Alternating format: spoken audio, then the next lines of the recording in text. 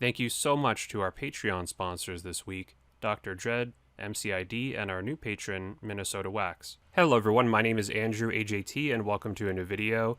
Today we're going to talk about the new quest and also botched updates. So I'm going to have some positive things to say in this video. I'm going to have some constructive criticisms to say in this video. Right off the bat, that might throw some people off because I feel like a lot of people on the internet, not so much my viewers, but a lot of people tend to think of things online as either really, really good or really, really bad, whereas I think there can actually be a middle ground sometimes with both good and bad aspects. So we're going to talk about some good things and some bad things. I think I've been pretty consistent about this when it comes to jagex and updates and all that.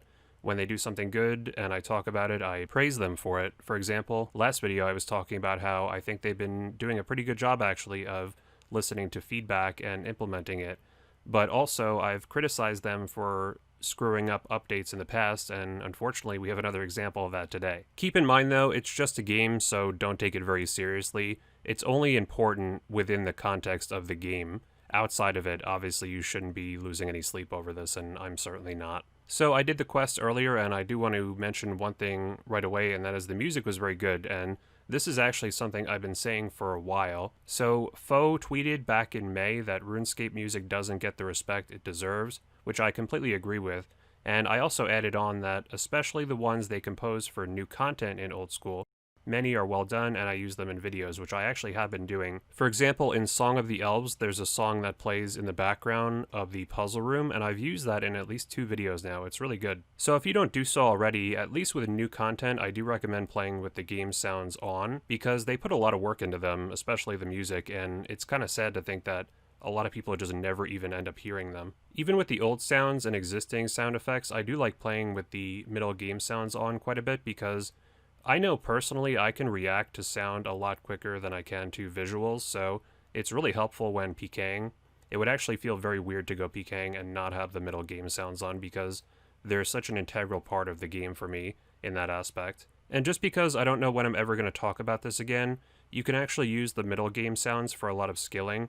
So for example, when cutting trees here, when the tree falls with the middle game sounds on, I'll be able to hear it and know when to click another tree, and I won't hear any other sounds, so it's not really disruptive either. It's also good at dark crabs to know when you're getting attacked. Now I have Runelight just to notify me when things like this happen, but it's still nice to know. While we're in the Woodcutting Guild, I do want to mention the song for this area has kept changing over the years for some reason. So when I first came here it was this, which is really good and very relaxing. Then for some reason they changed it to this. This song is the most unfitting for this area. It's not relaxing at all like when you think of woodcutting, so I guess they changed it again to this. This song is okay, it's just kind of generic. I really wish they would put it back to the Forlorn Homestead. This song was really, really perfect for the area. So getting back to the actual quest, I thought it was very good, but one problem is there was just way too much dialogue. I mean, look at this. This is the transcript for the quest. How many people who did the quest actually read all of this or almost all of it? Is it 10%, 5%? I don't know the answer, but it's almost ridiculous. I mean, I wanted to do this quest, but it would have taken a couple extra hours maybe to read through all of this, and I'm a fast reader and it still would have been kind of tedious, especially because on Old School you could only see a few sentences at a time in the chat box, which makes it pretty slow to go through, and there's no voice acting, and you're just kind of sitting there, and eventually it's like, you know what, I'm just going to hold the spacebar down. And even that made my hand tired by the end of the quest by having to hold it down so long. They said so much in this quest. Every single NPC has their life story to tell you, and I was interested in the story, but I wonder if it could have been condensed a little bit. I also think we could use some more mechanics that are new for quests rather than reusing old ones. For example, this quest had another stealth section where you have to kind of hide from someone and make your way through an area, and that's been used so many times in quests before. For example, Monkey Madness 2, Witch's House, Ratcatchers, and it's not really fun to do anymore. It could be cool maybe if they added some more mechanics to it to make it a little more different, but this one was very generic and just kind of felt unnecessary. I just think there's a lot more that can be done with the old school RuneScape engine, rather than just having you carefully walk from one area to another. They also basically had you play a temple trekking minigame, which also was literally just reusing a minigame that exists already, but you're doing it in the context of the quest, which felt also kind of boring and just like playing temple trekking, except it wasn't even very difficult. Maybe they could do something in a future quest where rather than having to go from one area to another, you have to defend an area that's under attack, almost like a pest control type situation. I think that would be a lot of fun. Also, one thing I noticed is all of the mini boss fights or mid-quest boss fights were all extremely easy. Really no problem at all with these guys, compared to the final boss, which was a bit of a challenge, so maybe they could have made these guys a little tougher. They probably could have put more time into these and given them some more unique mechanics that you have to learn if you want to defeat them. I know this quest is going to be done by people of lower combat levels, but still, it could have been a bit more of a challenge. For example, Monkey Madness 2 had at least one or two mini boss fights that were fairly difficult. I really did enjoy this puzzle, although it was too short, and once I spent the time to figure out how it works, I was able to complete it fairly quickly, and it would have been nice to have a couple more rounds of it or something. Maybe mine, just because it is randomly generated, happened to be a little bit easier, and that's why I was able to complete it fairly quickly.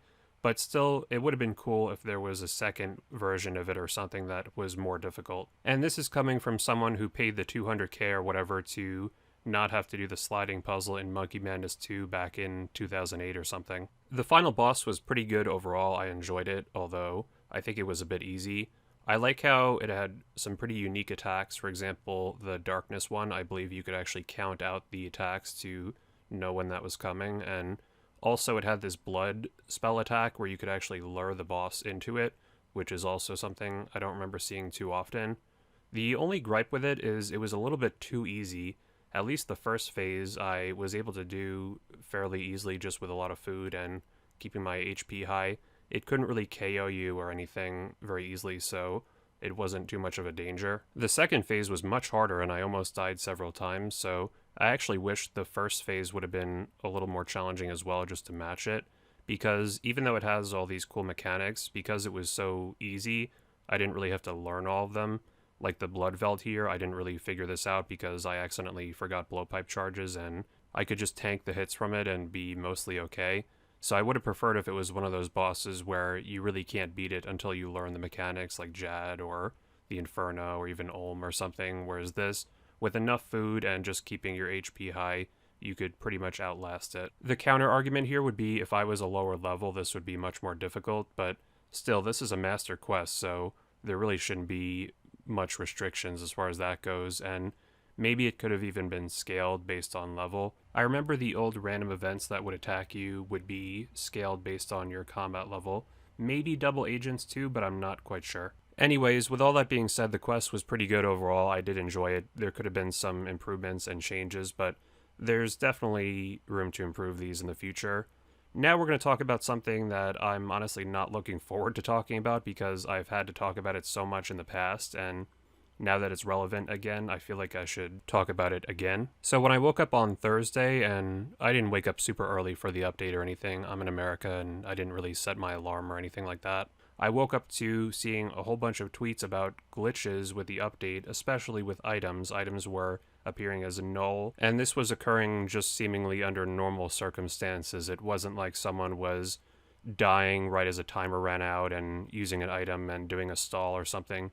Just the normal function of these items were not working. And unfortunately, this continues a pattern of updates in the last few years being released seemingly unfinished with glitches and major problems that have to be addressed right away. They made a whole post explaining it and saying that some of the update was corrupted unknowingly, so that's what caused it. And I understand they're doing some work remotely right now, so if this was the first time something like this had happened, it would have been pretty understandable.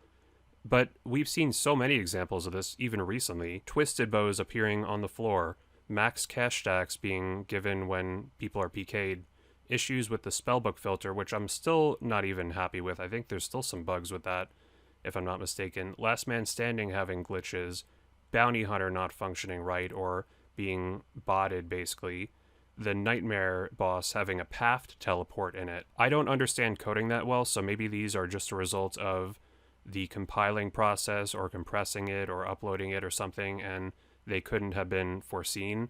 But just as a player, when these updates come out with all these problems, it feels like they just haven't even been tested when people are finding glitches almost immediately by playing the content in normal circumstances. And this used to happen as well. For example, the Ring of Wealth glitch in pre-EOC, where it was giving you some extremely rare items every single time you killed a monster, which was just amazing. But even back then, I don't remember this happening quite this often. Of course, there were examples like the Falador Massacre, but that was the exception, not the rule.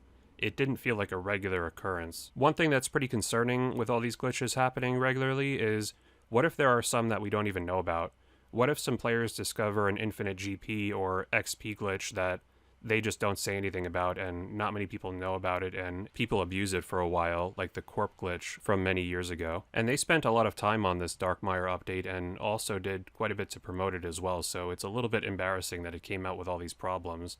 I don't know what the solution is, I just think there has to be a better way than this where these updates regularly come out with glitches. Obviously most updates are fine, it's not every update, but it's happened enough where it's probably a little bit too much. Again, I'll remind you that this is only important within the context of the game, it's not really a big deal, I'm not actually upset about this or anything, it's just I think the standards should be a little higher. If any JMod wants to DM me or anything, or even come on a video and try to explain it better, I'd be very welcoming.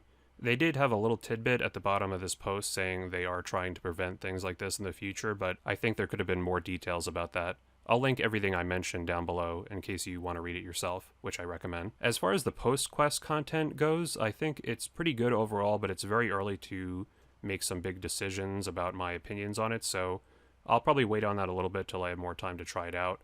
But I did post in the community tab about this, and the general impression I'm getting is that people like it, but it could use some adjustments, and some of it is a little bit underwhelming. Jagex already did make a post talking about feedback and changes for it, so that is a very good sign. But I want to know what you guys think, so let me know your thoughts in the comments. What do you think of the quest itself, the glitches associated with the release, and also the post-quest content? I'm very curious. Definitely hit the like button if you enjoyed and if you agreed with anything I said. You can subscribe if you haven't already. You can join my Discord down below. You can follow me on Twitch and Twitter and Instagram down below. And if you want to support the channel even further, you can check out my Patreon page in the end screen. Thank you all so much for watching, and I'll see you guys next week.